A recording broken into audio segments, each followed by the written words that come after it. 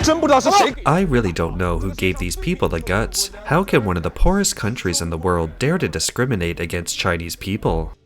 The main character of the video is a Chinese man traveling in Bangladesh. He says he went to visit the famous Burgangi River for sightseeing, but he unexpectedly encountered a group of local children on the riverbank. From the moment they saw him, they began shouting insulting remarks at him non-stop. From the moment these kids saw me, they kept shouting "ching chong chong" at me. It's a very insulting and misleading term about Chinese people. I told them, don't say that, it's not good. But as soon as I turned around and walked away, they kept shouting it. What are you even saying? The Chinese man then angrily ran toward the children and demanded to know why they were saying that. He also demanded that they apologize and even raised his hand to threaten one of the Bangladeshi boys. After he repeatedly told them to say sorry, a few of the kids finally said sorry reluctantly, and the situation calmed down slightly. The Chinese man also claimed that similar situations often happen to Chinese people abroad. Ironically, Bangladesh is one of the key countries in the Chinese Communist Party's Belt and Road Initiative. The CCP has poured massive amounts of money and resources into the country, investing, building infrastructure, constructing ports, and laying railways in a money-driven effort to buy a so-called strategic partnership. However, the reality tells a very different story. When Chinese people actually go there, they are still treated differently, looked down upon, and denied even basic respect. China spends the money, yet what it gets in return is not friendship, but ridicule and contempt toward the Chinese people. And there are many examples of Chinese people being mistreated abroad. I just arrived at Singapore airport. This was the first time in my life that I was put in a darkroom. It was right after I left the country. After my passport was scanned, the gate wouldn't open and they called me into the darkroom. There were 4 people in the darkroom, 3 men and a woman, all Chinese. I asked what was going on. They said they were being deported because we didn't have return tickets. They asked if I had. I said I wasn't leaving from Singapore and hadn't repurchased a ticket to China from Singapore. They said, then you must be the same as us. I was instantly devastated. A netizen shared that he was flying from Malaysia to Singapore preparing to return to China. Upon arrival, he was stopped and questioned by 2 police officers.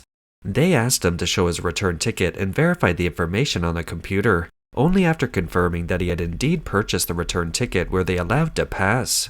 The whole incident left him devastated. He had just been on a nearly 7-hour flight and was almost deported. Earlier, a video of Chinese nationals detained for lengthy periods at an Italian airport also attracted attention. Multiple videos circulating on social media showed Chinese passengers being meticulously inspected, while passengers from Taiwan, Japan, South Korea, and European and American countries were quickly cleared. A stark contrast. After waiting for more than 2 hours, an elderly man lost control and exploded on the spot. He loudly accused the Italian side of differential treatment and shouted, "The Chinese are great. The Chinese are the most populous nation in the world and deserve respect." The scene was chaotic for a while. They're doing like this, aren't they? They're so mean to us Chinese. 2 people are doing this and we've been standing here for 2 hours. Our families are waiting outside. Everyone's scrambling. They treat us Chinese like no one, not even human, and they're so slow, so slow.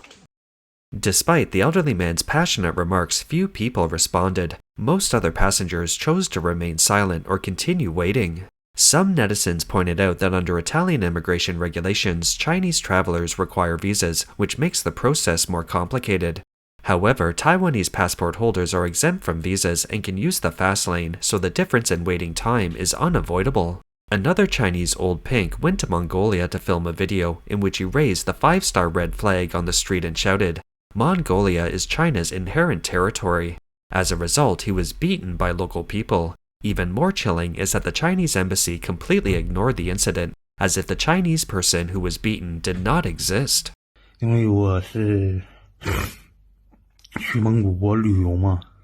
I went to Mongolia as a tourist, but I ended up getting 7 of my front teeth knocked out. I genuinely hope that our Chinese embassy in our country can be stronger and tougher on the international stage. Let me explain what happened. Many Chinese people are traveling in Mongolia and making videos there. I was also filming some simple clips, but out of nowhere, a local woman showed up with a few people from the Mongolian underworld, and they attacked me. After the incident, I called the police and also contacted the Chinese embassy. Because of the language barrier, communication was challenging. Later, I went to the embassy in person to ask for help, but all they said to me was, "Who told you to come to Mongolia? Don't believe what people say online and how great Mongolia is or how nice traveling abroad can be." 哎，谁让你来的蒙古国？ Some netizens commented that while the Chinese Communist Party loudly promotes friendship forever in foreign relations and spends vast amounts of money trying to win favor from other countries, ordinary Chinese people abroad are often disliked, bullied, and even physically attacked. Meanwhile, the behavior of some Chinese people overseas also raises eyebrows. Recently, a shocking incident took place at Milan Malpensa Airport in Italy. A Chinese woman was denied boarding because her carry-on luggage exceeded the weight limit. She refused to pay the extra fee and refused to check in her bags. Instead, she caused a major scene in public, leaving airport staff, security officers, and travelers from around the world stunned. The airline staff repeatedly tried to explain the situation patiently. Still, she grew increasingly emotional, insisting on bringing all her luggage on board for free and refusing to follow the rules. Then she suddenly broke down, shouting, crying, and eventually collapsing onto the floor, pounding the ground with her hands and feet while screaming, "Let me go, let me go." The situation quickly spiraled out of control.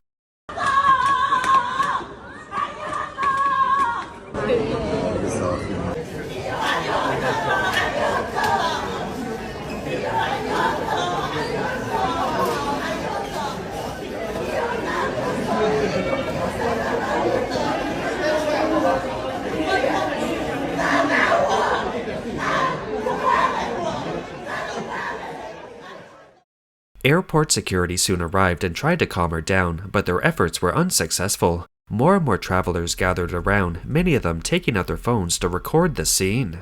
Her exaggerated behavior drew strange looks from foreign passengers, some of them even burst into laughter. In the end, the police and airline staff decided to remove her from the passenger list and delay her flight until she calmed down and could rebook. Meanwhile, a similar scene was taking place in Russia. Hey guys, sometimes we Chinese really need to improve our character. It's 3 a.m. Vladivostok time. The couple across the street is arguing again, and it's deafening. Security has already been called up several times, and the neighbors on both sides have been woken up. Everyone's out to watch the noise.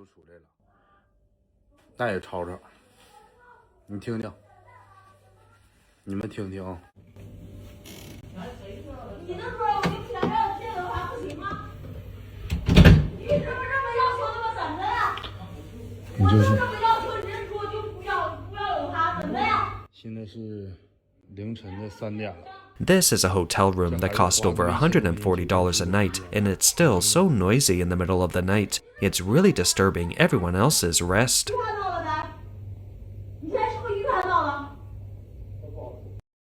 A netizen joked that after paying for a hotel room in a foreign country, they were woken in the middle of the night by a noise not caused by Russians, but by fellow citizens from their own country. The entire hallway was filled with their voices, practically deafening. Oh, I'm truly impressed by the quality of our Chinese people. Sometimes it's truly speechless. Even with doors closed, you can hear the noise. The netizen said that the neighbors were alarmed by the noise and must have called security. Security went up to the door and knocked, but the two Chinese people remained silent. They were arguing so loudly that they didn't even come out to explain to the staff, apologize, or even say sorry. They refused to open the door or speak, leaving the entire floor listening to their wrangle. Netizens angrily commented, "If foreigners see or hear this, they'll have a terrible impression of the Chinese." Just now, I heard a neighbor ask the security guard, "What country are the people in this room from?" The security guard hesitated and said, "Either North Korea or Chinese." I quickly explained, "They're not Chinese, I don't understand what they're saying." Honestly, sometimes Chinese people really need to reflect on why Russia hasn't granted visa-free entry to Chinese citizens yet. Their quality is inferior. Similar embarrassments aren't unique in Russia. The situation in Japan is even more serious. Rumor has it that approximately 20,000 Chinese applicants who haven't yet obtained a business manager visa may face the risk of being dissuaded or denied a visa. At the same time, discussions on social media about the stricter visa reviews and tightening immigration policies faced by Chinese people in Japan are becoming increasingly heated. Recently, there's been a lot of talk online about new policies for the economic management visa, which are expected to take effect around mid-October. This new policy has significantly raised the threshold. The required capital has increased sixfold. Even if you already have a visa and are trying to renew it, you'll need to submit new documents in accordance with the updated rules, including proof of hiring employees and your company's registered capital. Many people are likely to get stuck at this stage. In fact, many people apply for the visa primarily for their children's education, their own retirement, and access to the healthcare benefits. But it's important to understand that obtaining the visa is only the first step. It's not a one-time, permanent solution. For ordinary people, even just going to Japan can be tough. I wanted to help my mom get a tourist visa to Japan, but it isn't easy. She's 57 years old and a regular farmer. I used my own documents, financial proof, and residence certificate to act as her guarantor. All the materials were submitted. But because I previously got a 3-year visa and never actually went to Japan, I couldn't act as a guarantor. We couldn't apply in Shanghai because our household registration is in Hunan. Hunan applications have to go through the Beijing Visa Center. At first, the requirements seemed simple. Provide a bank deposit certificate showing $14,000. I thought I could open a bank account for her in Shanghai and deposit the money, but the certificates issued by Shanghai banks all had a Shanghai official stamp, which the Beijing consulate didn't recognize or accept. As a result, the application failed twice. Now we can only try again next year. For ordinary people, getting a visa is really not easy. Traveling to developed countries isn't as simple as just wanting to go.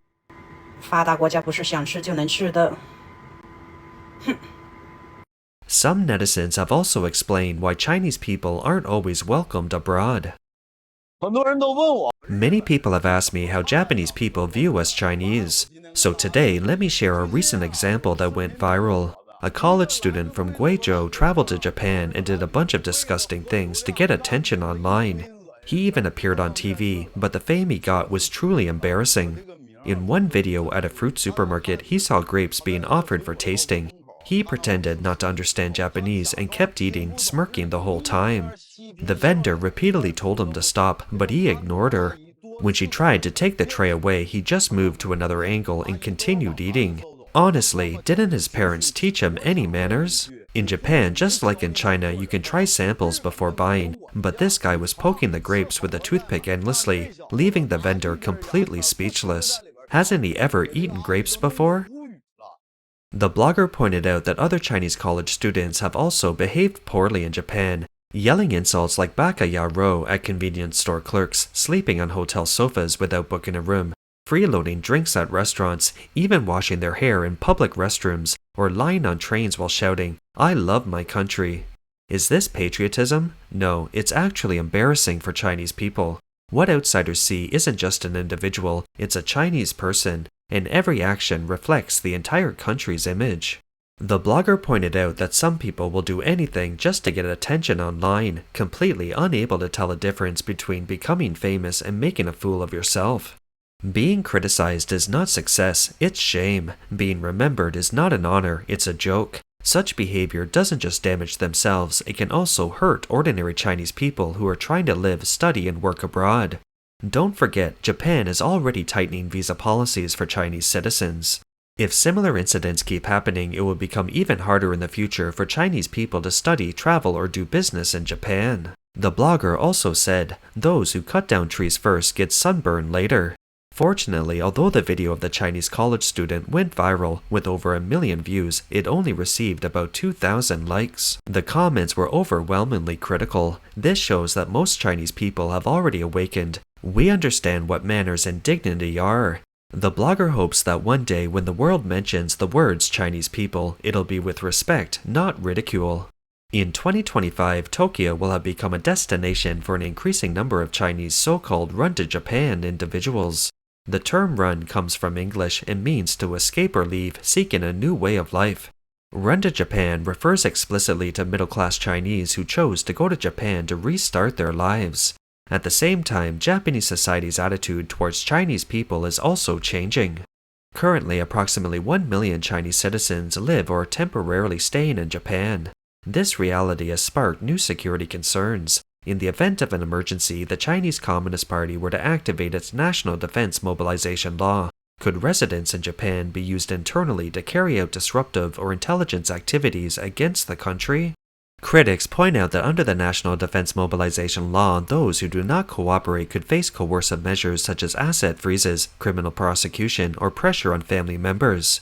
Under such high pressure, some individuals might be forced to comply, creating potential real security risks. At the same time, government-level response and communication are seen as particularly important. In response to these concerns, external observers have called on the government to strengthen risk assessments and clarify policy directions. However, Japan's foreign minister did not provide a concrete response during related questioning. Additionally, Lewis, the Financial Times Tokyo bureau chief, recently interviewed more than 20 Chinese residents living in Tokyo. Their stories paint a complex portrait of the times. Some have found newfound freedom abroad, while others are trying to escape the shadow of their fellow countrymen. Ms. Chow is a typical example. She was once an executive at a large Chinese company and moved to Bunkyo, Tokyo with her child a year and a half ago. At that time, there were only 3 Chinese households in her neighborhood. Today, that number has grown to 11. She said, "I really like Tokyo, but recently when I walk down the street, I deliberately avoid alleys with too many Chinese residents." She explained with a smile that she originally left China to escape competition and societal pressure, but didn't expect to find that familiar atmosphere reappearing in Tokyo. Now she plans to move again to a neighborhood with fewer Chinese residents. Japanese society itself has mixed feelings about this wave of migration. A popular post on the social platform X stated, "Chinese people are taking over Japan. 70% of foreign property buyers are Chinese, and on the streets, every few steps you encounter a fellow countryman. They're not tourists, they're settling here." While this statement is exaggerated in tone, it reflects Japanese public anxiety and wariness over the rapid increase in Chinese immigrants. Many early Chinese settlers in Japan admit that they feel conflicted about this new run to Japan wave.